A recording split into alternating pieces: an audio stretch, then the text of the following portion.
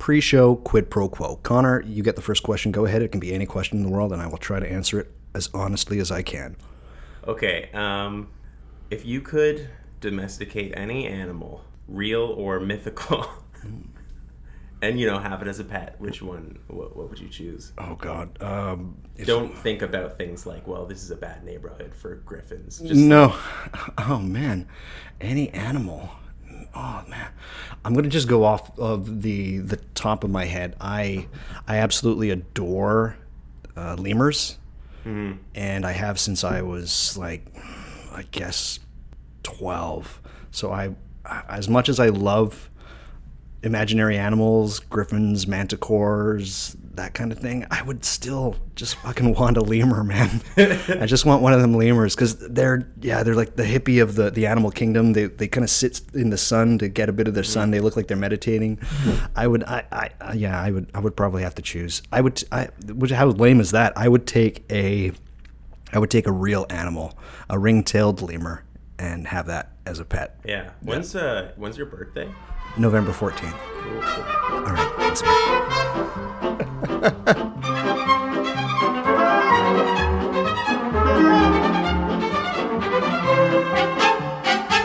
Hey everybody, welcome to What Magic Is This? A podcast that puts godliness ahead of cleanliness. And it is a topic-based podcast about the magic, the occult, the supernatural, the paranormal, and the weird.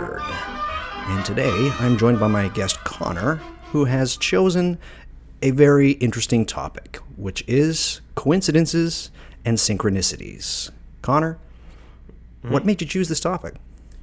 I don't know. I guess it seemed like a broad topic that everyone has, everyone knows something about. So, before any of this, I just want to say that I had more fun researching this topic than any of the other ones, and I went down a giant rabbit hole with this one, and I don't know if I'm going to come out anytime soon, so thank you for that.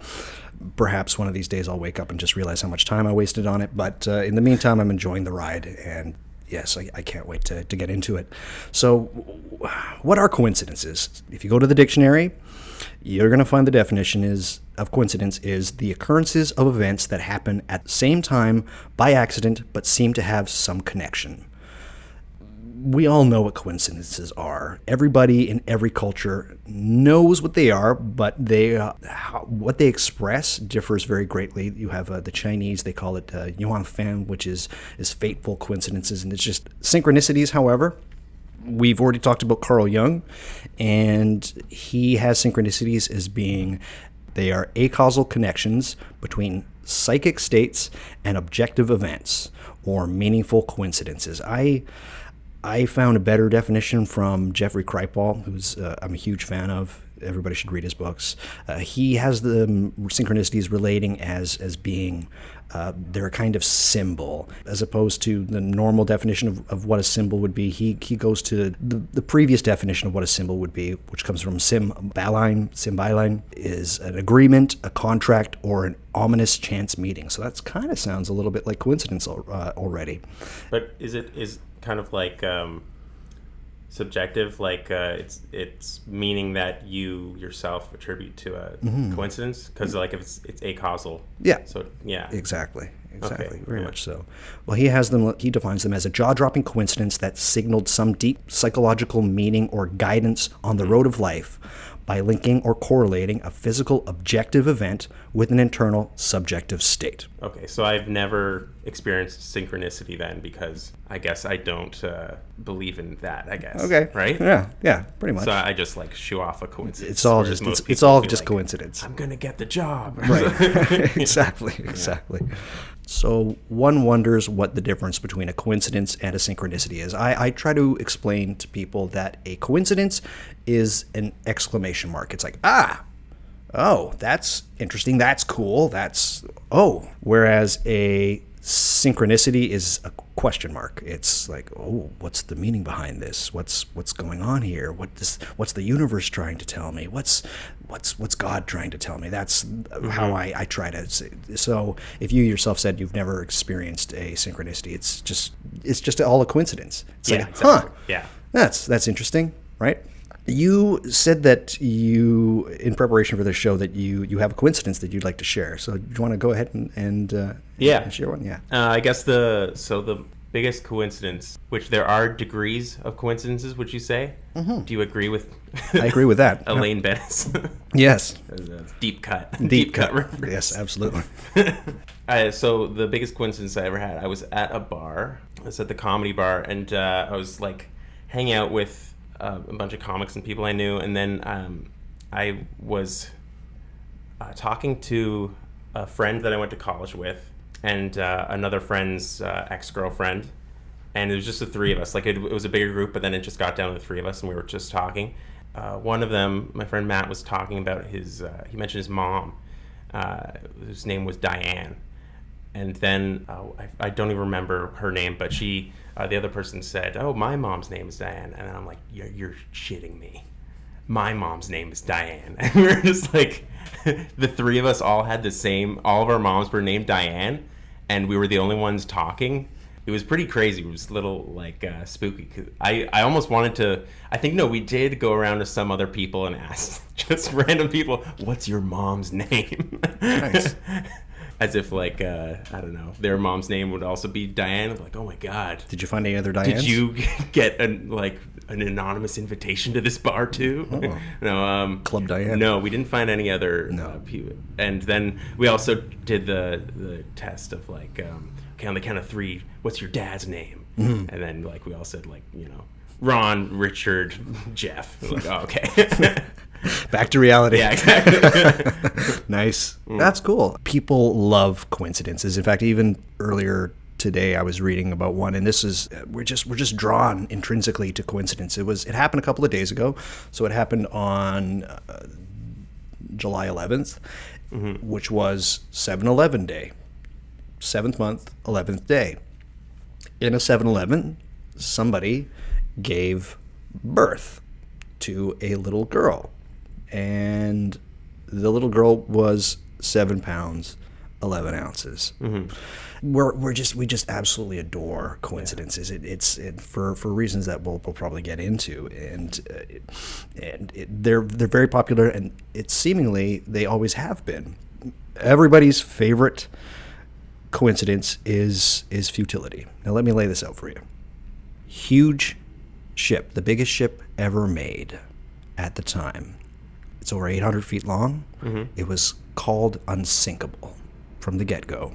It has its 3-screw propeller system, and it hits an iceberg in the North Atlantic, and it sinks, and a lot of people die.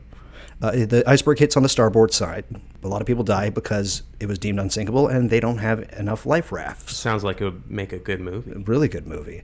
It was also, the ship was named after a Greek mythical deity, and yeah, that is the story of what? The Titanic. Well, no, it was actually the story Futility. of this. The book is called Futility. It was written by Morgan Robertson, and it was written in 1898. Wait. You expected me to get that. You expect me to come up with that book. Okay. It was written in 1898, 14 years before the Titanic actually sunk, by Morgan Robertson. Mm-hmm. And the similarities between the Titan, which is the name of the ship, the book was called Futility, The Wreck of the Titan, and the Titanic, similarities are absolutely striking. All of the dimensions of the ship are so close, within 500 feet to each other. The tonnage is very, very similar. How fast it could go, extremely similar. But the author himself was quite a skeptic, just like you are. He basically said, like, look, it's not a coincidence, people. I love ships. I've been involved in writing about seafaring and any kind of naval expedition. I'm all for it. I was just going with the information I had at the time, and things seem to be going that way. Mm-hmm. So let's all calm down on the coincidence thing. But that's the one that everybody goes to, and it's a great example. Another example would be Jim Lewis and Jim Springer. They were identical twins that were separated at birth, were both named Jim by their parents. They only lived about 40 miles apart from each other in Ohio. When they were younger, they were gifted a dog. They were bought a dog by their parents, and they both independently of each other named it Toy. In school, they were great at mathematics, great at woodworking, absolutely terrible at spelling and writing. As they got older, they became chain smokers. They smoked the same brand of cigarette, the exact same brand of cigarettes. They got married. Their first wife's name was Linda. They divorced Linda. They married again. Their second wife's names were Betty. They had one son. Guess what they named their kid? Toy 2? No, they didn't name it Toy. They named it Jim. And they even named it Jim Allen. The only difference is that one had 2 L's in Allen, the other one only had 1 L. So you can't, so again, they drove the same car. They had jobs in security. One was in, enforcement, working for the sheriff's department. One had a job at a security company. This is the one that really kills me. They both loved going on vacation in Florida to a specific beach, and they both went to the exact same beach. In fact, when they met each other and were reunited, the simulators were so crazy that they went to, I forget which university, they were studied by universities, and when they were hooked up to brain scanning devices, they found that their decisions to certain stimuli were nearly exactly identical. And this always brings up the question of things like nature or nurture. But anyways, I think that's one of the better coincidences that I've ever come across. Yeah, that's crazy. Another good little coincidence here comes from Norman Mailer, author. He was writing a novel which later came to be called Barbary Shore. As he was working on it in his apartment, he decided he wanted to introduce a character of a Russian spy. And as he kept writing, this Russian spy went from being a minor character to being the main character of his novel. And he finished the book, put it away, and the next day, somebody in the apartment directly below him got arrested. He was under the impression, Norman Mailer was under the impression that he was just a musician. No, it was Colonel Rudolph Abel, who was the top Russian spy in the U.S. at that moment. Coincidence itself is a double-edged sword. Skeptics and believers, quote-unquote, use it.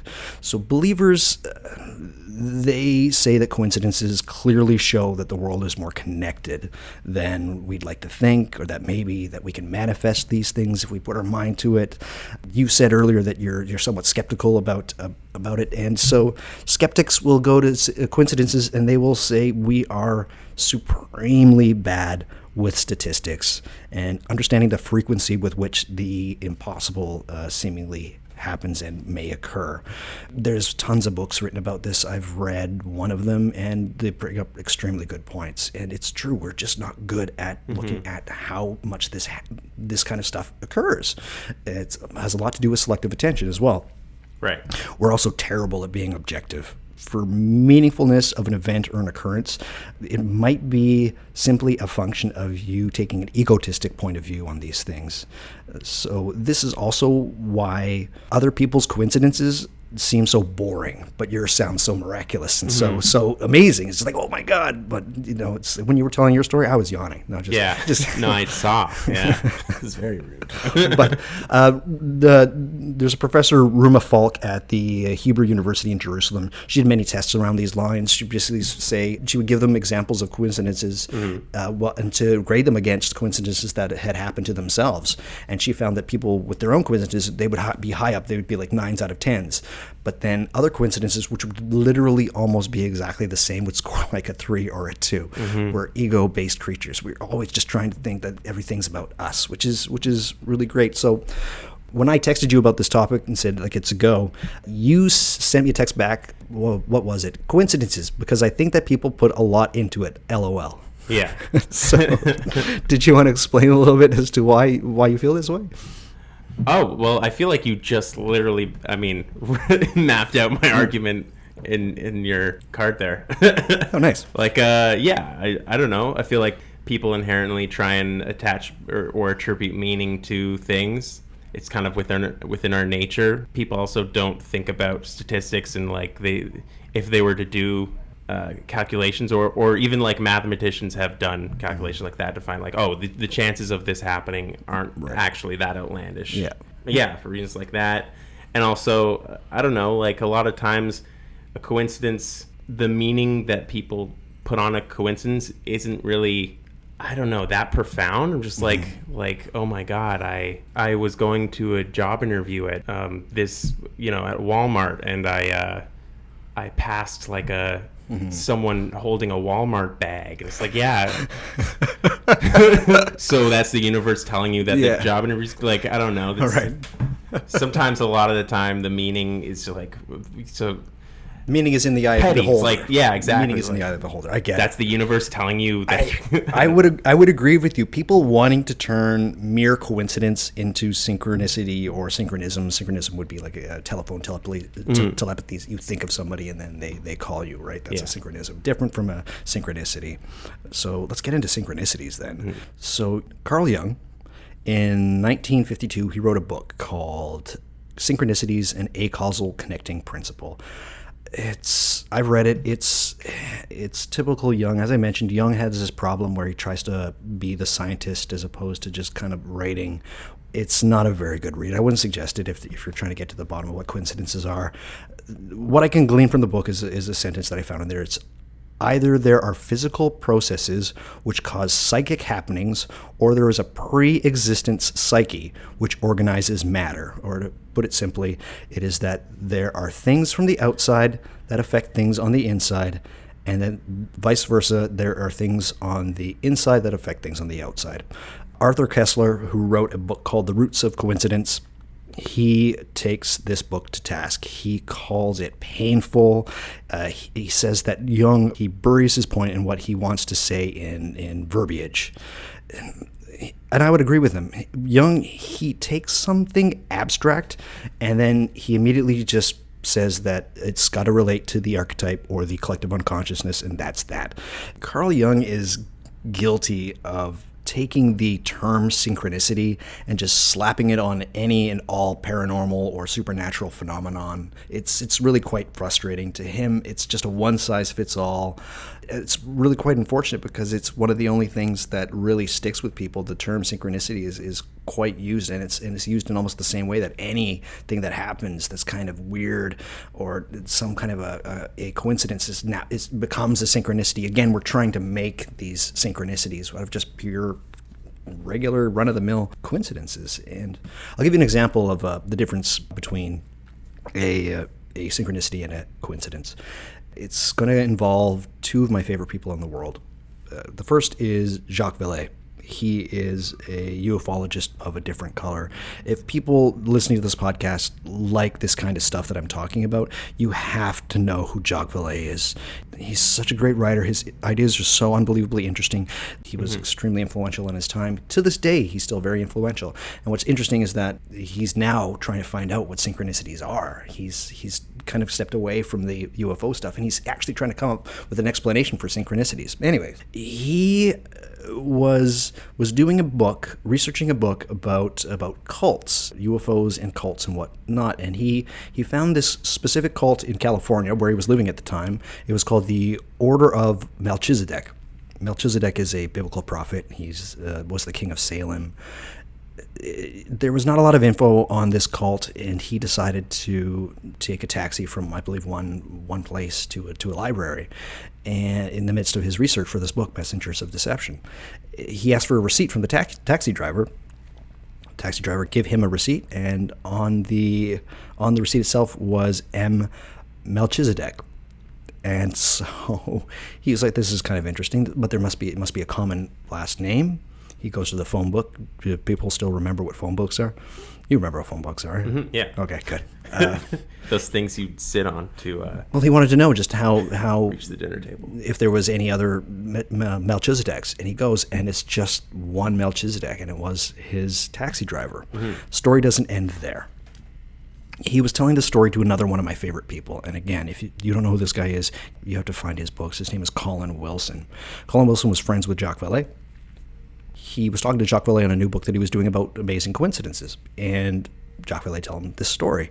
He says, "Oh, that's very interesting." And he writes it down, so it's going to be put into one of his books.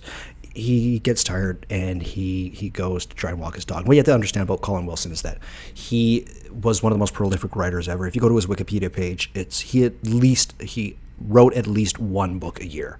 Yeah. He had a separate house built for his books. He had something like 35,000 books. Yeah.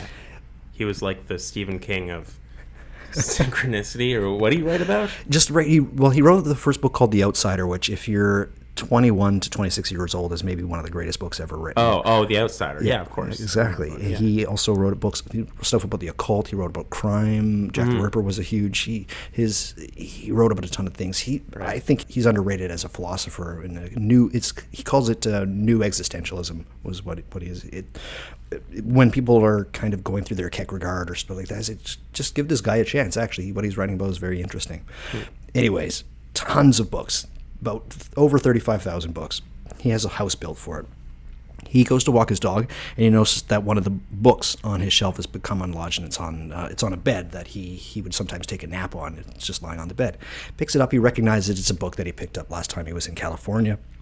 Opens up the book, and in there he finds a folded piece of paper, and it is a letter from somebody to the author of that book. He looks at the name. He looks at the name of the letter, and the letter was written to the editor from Grace Hooper Pettifer, who was the founder of the Order of Melchizedek, the cult that Jacques Vallée was trying to find. Right. At the very top of the letter was stamped with the Order of Melchizedek. Colin Wilson thinks that synchronicities are the universe basically giving you like a thumbs up. Let's get good to go. Like you have to go with this kind of thing. Yeah, almost like it's fate. Yeah, and this is what a lot of people think of synchronicity. So that's the difference between, it's not just a coincidence. It's a coincidence like times 10. Yeah, like it's got some meaning. Like it just can't be a simple coincidence. Mm-hmm. Here's where things might get a little bit interesting, Connor. I would probably agree with you that most of the things that people call coincidences or synchronicities are just that. They're not that extremely profound. They're quite commonplace. But for a lot of them, I think that there's something else going on. And so this is where I introduced Dr. Eric Wargo. As much as I will give into your premise that most of this is not real, you might not like what I have to say. He wrote a book, I believe it was released this year, called Time Loops. And he says that synchronicities are merely misrecognized symptoms of our natural common precognitive functioning. He thinks that we are beings of the future that exist in a universe that loops back on itself, where events that happen on one day have ramifications on the event that will happen the next day, which will have ramifications on what happened on the first day, which will have ramifications on the second day. It's just a giant loop. This is called retrocausation. Things moving backwards in time. He sees the universe as a glass block. What is in this glass block is past, present, and future all existing at the same time.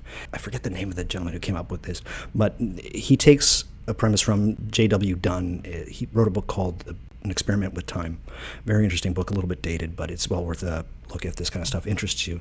And within this glass block, our existence and the way that we look at time is like a spaghetti strand. And at several points, every once in a while, the spaghetti strand will loop around itself, and that will create what is called a time loop. And we will basically come to some kind of it's odd, and this might explain a lot of psi effects and whatnot. He says the fuel for these kind of things is meaning. That meaning and enjoyment is us being able to pre-recognize, precog these things in our life. He uses tons of examples in this book, Time Loops. It's absolutely fascinating and extremely interesting. It's kind of the brightest glimmer at the moment on the shoe stone of paranormal and occult phenomenon. It's a wonderful book. The meaning that we get from certain things is an enjoyment, and he says that this precog ability that we have to interpret the future and to even see it that might have ramifications in our life is an extremely common thing. That we, as much as people would like to say that we're creatures of the moment, of the now, we constantly live our lives trying to orient towards a future, if not a better future. We are able to somehow see these small time loops, and they affect us somewhat greatly. So to because this is a little bit confusing, to use your example from earlier about the gentleman who found that book open on his bed or whatever.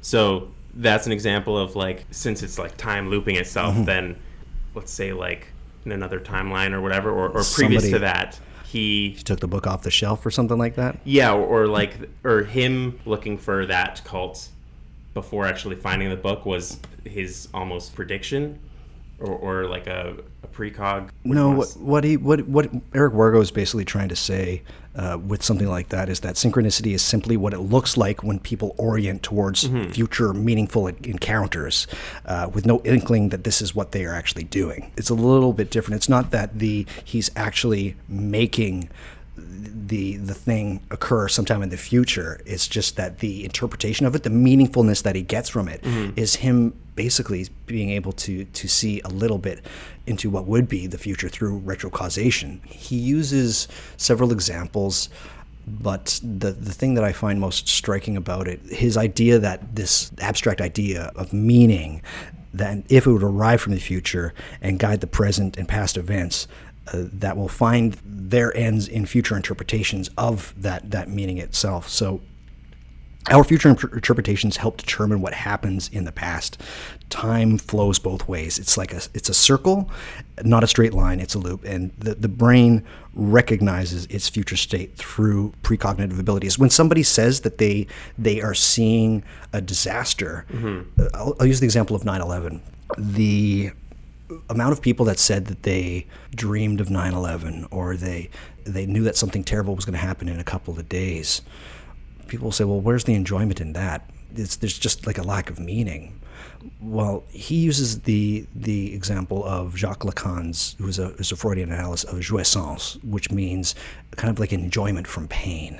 I'm oversimplifying it here, but this gets to something actually quite deep and dark within us as human beings. You have to admit, and we all in ourselves have to admit, that there's something deeply. We get engaged when something like that happens. We're kind of gearing towards, at that point, George W. Bush became president, we were kind of gearing ourselves towards apocalypse. We're a little bit, I guess, sadistic and, I don't know, self-destructive. So, absolutely. At least in Could you, because I couldn't tear my eyes away from 9/11 when it happened, right? The part of us was like, this is a horrible tragedy, but we were interested, we were fascinated by what we were seeing. There's actually an interesting, strange story of an artist. He was an African-American artist, and he did a sculpture. It was of him dressed as like a World War II fighter pilot with World War II airplanes hitting him. San Sebastian is a saint. He's usually depicted as having arrows sticking out of his body, and it's somewhat familiar. I don't know if you're familiar with the iconography of saints, but this guy, he had an office on the 92nd floor of the North Tower, and he died. What Eric Wargo basically wants to say, though, is that it's not that we're pre-recognizing the events themselves. What we are seeing is our reaction to these things. We're seeing how we react to them. So we're not actually witnessing say you dream of a car crash. You tell somebody to, like, don't go traveling, you're going to get into a car crash. So they don't do it.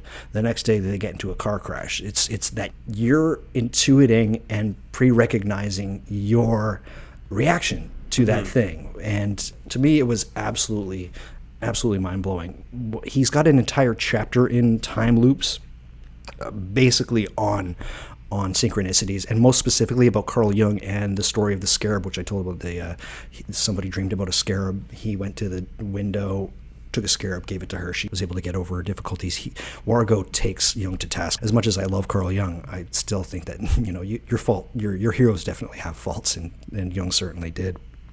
So the trickster nature of these time loops would rather have it seem to us as something outside of ourselves, not as our natural common ability to see we are precognitive, and that we have this somewhat natural evolutionary gift. And it's not just us, it's animals as well. This idea was so egregious to me that applying it to migrations of birds, or how certain animals go to certain areas at certain times, foxes trying to find animals in the snow.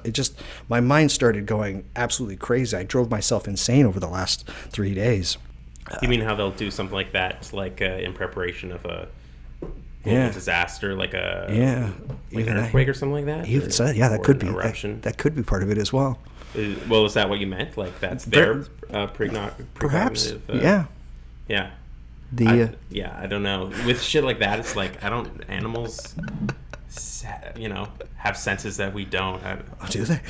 They do.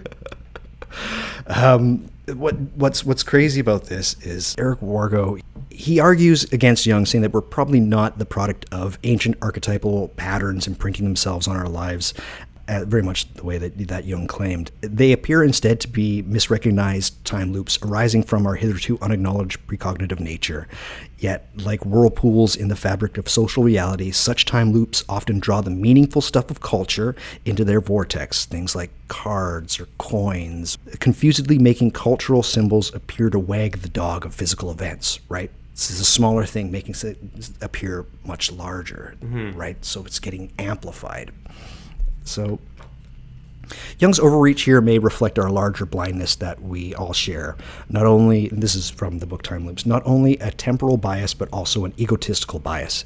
Our natural habit of interpreting coincidence as the big universe harmonizing with our own little life story. The cosmos winking at us, giving us the thumbs up or thumbs down sometimes, or at least taking an active interest in us, is a much more ego-satisfying interpretation than the notion that psi is just a natural function that operates all the time in our lives that produces weird effects because we don't recognize it. It would be like not believing in farts and then instead concocting an elaborate theory to explain these funny smells that appear every so often that waft through the room. You like that? I do. Yeah. Those are actually his words. Yeah. He's got this blog called The Nightshirt, which has been an absolute wonder to just be reading. I have to go back now and read absolutely every one of them. Yeah. What's crazy about this, and what I say is that there was a study done a while ago, and I believe his name was Benjamin Libet or Libet. They were doing testing. People get hooked up to several machines of testing about what happens with decision making. And just something as rudimentary as lifting a finger. Right. What it actually showed, through no kind of like woo, no kind of crazy stuff, is that we actually have the brain function register 1/5 of a second after the finger moves. Yeah. Wait, sorry. So you come to the Why do you move your finger? Or your finger is like choosing something? No, it could be that we actually live for maybe even 1/5 of a second in the future before our brains are able to register. So we're actually doing things. Our brain is telling us that we're doing them. Yeah. It is an absolutely mind-blowing study that has ramifications across free will and, of course, as far as precognition. What if we're actually living a little bit further in the future than we think we are? And what if some people can actually extend not just half a second into the future, but maybe even days? See, but it's my understanding that we're actually living a bit in the past because our brain can only Maybe you are. sense. What have you been doing? I don't know. Yeah. Have another drink of water. Yeah, because like our brains can only process, like it's going to process everything. It takes time, a bit slower than it's actually happening. But if we like to think that our brain is where we get motor movement from, then how do you account for your finger lifting up for 1/5 of a second before you actually think you're doing it? Before your brain actually makes that? Yeah. I don't really know. Yeah. Like, again, I've been down a goddamn rabbit hole with this stuff. It's been fascinating. Just this stuff brings up a ton of questions, and I adore it. It's wonderful. I'm not saying that this is the answer to synchronicities or coincidences, but from now, like, I'm starting to look at it a little bit more. There's another gentleman that was brought up by Jacques Vallée. His name is Philippe Guillemot. And I wish his book is called La Route du Temps, or the root of time, that it's his conjecture that the future is already realized and in transformation. It is under the influence of our observations and intentions, and that synchronicity is caused by a double causality. Our intentions cause effects in the future that become the future causes of present events. Craziness. Well, to this, Eric Wargo says, The operative term may not be intentions, but enjoyment. Through regular enjoyment of meaningfulness, or even something like jouissance, the joy of pain.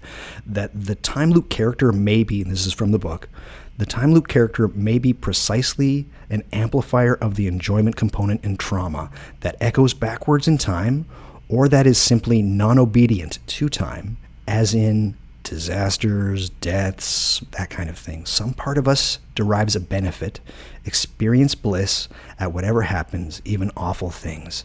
A wicked, repressed part of us likes to think of ourselves as witches or shamans controlling larger cosmic magical forces.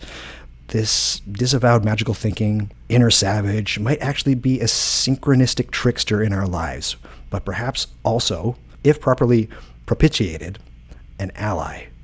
So, but this is, I mean, that's just like a theory. Yeah, it's just a theory. Yeah, exactly, right? Could it also be that we get enjoyment just out of relief? I guess that it's not us. Yeah, perhaps. You know, there's like a million reasons. Jouissance is such a, again, I absolutely scaled it down. It was one of the major Lacanian things that he came up with. It's just so vast. I believe Slavoj Zizek said that there is no such thing as casual enjoyment, that all things are jouissance, but that's a whole other topic of discussion. Yeah. Right? Yeah.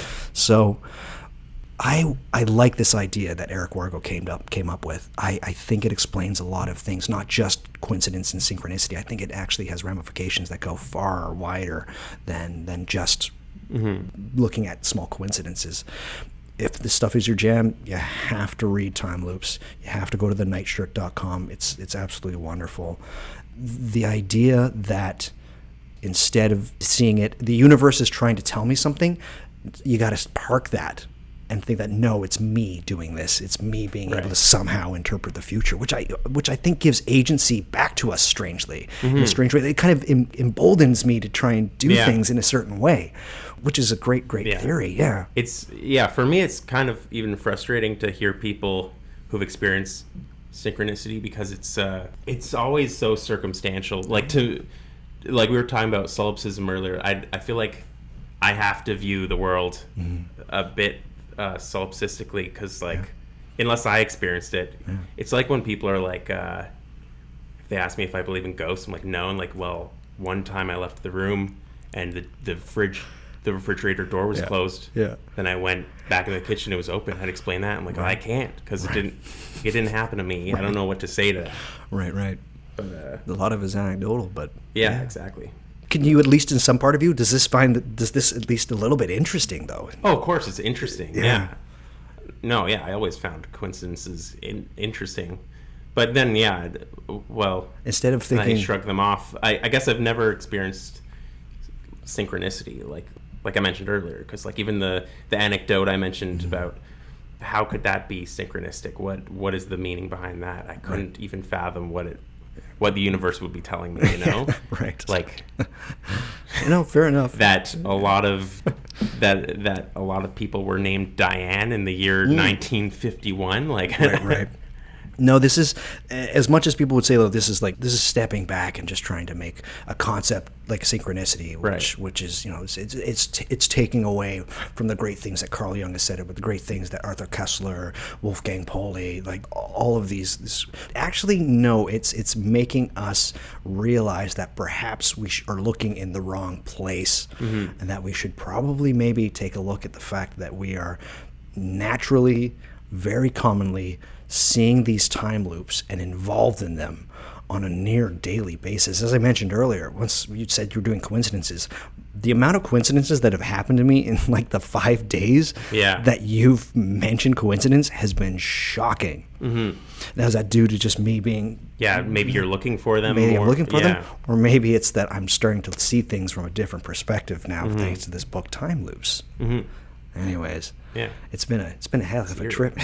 But as far as this stuff is concerned, and this will go for a lot of the topics that I talk about in this podcast, is that the view that we take with this sort of phenomenon tells us more about ourselves than the actual phenomenon itself, which I think is what we forget quite a bit. So I just got to say, coincidences, seek them out. get a bit closer to them, but maybe just for a little experiment, instead of attributing it to the universe, see as you actually doing something that you probably don't have control over, that you've been able to do for a long time. As much as I'd like to think that there's a guardian angel looking after me, this is just a whole different way of looking at it. And the purview of such an idea as this is massive. It goes across. One of the writers that I love, that I mentioned earlier, Jeffrey Kripal, he called the book Time Loose the most important books written about paranormal phenomena in the last 50 years. It's great stuff. But no, seek out the coincidences. Remember that maybe you have more a part in it than you actually think. Connor, that is the episode on coincidences and synchronicities. Have you learned anything? What's sick? Yeah. Well, I mean, I learned what synchronicity actually is now, because that wasn't a word I used before. No. I was just like, yeah. Cool. So that's one thing. I'm gonna forget all those guys' names you mentioned. Oh, it's all good. Fair enough. Well, that's the episode, everybody. You can head to whatmagicisthis.com. On there, you're going to find my Twitter account, my Instagram account, my Facebook account. Give me a little bit of time. I'm just trying to get used to these new forms of social media. Also on there, you'll be able to subscribe to my podcast via iTunes, Stitcher, Google Play. I've got Spotify. I've got TuneIn. I've got, I don't have SoundCloud anymore. They want more money from me, and I'm not going to give them that. But you can find tons of information on my website.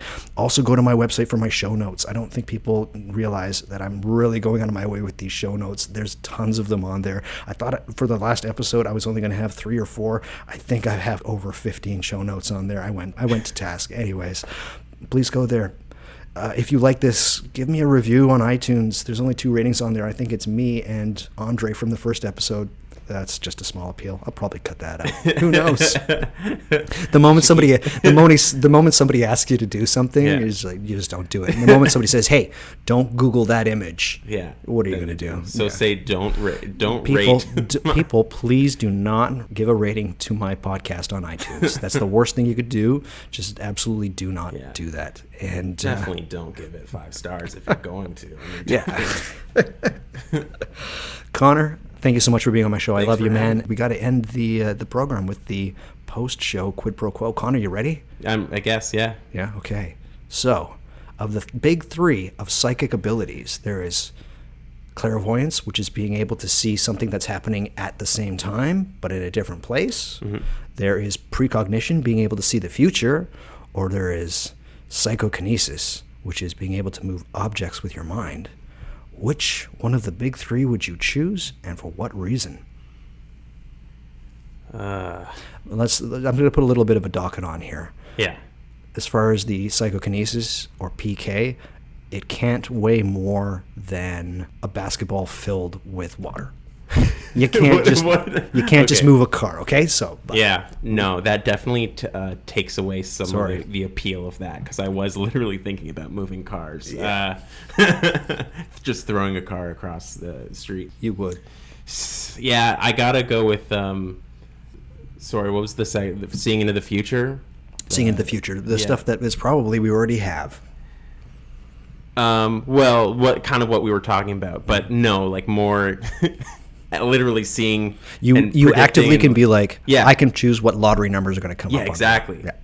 No, that is the way to go. I think for that exact reason, being able to win the lottery or avoid my own death or cause someone else's. That's awesome. I'm kidding, but I think that has the most, I guess, potential for like personal gain. What's strange is what we just talked about is you probably already have it. You just got to work on it. Yeah? Yeah. We'll see. All right. Connor, thank you so much. This has been absolutely amazing. Will you come back on my show at some point? Sure. Perfect. If you'll have me, sure. I definitely will, Connor. So that's the episode, everybody. Thanks for listening. This has been What Magic Is This? And we'll talk at you soon. Bye-bye, everybody.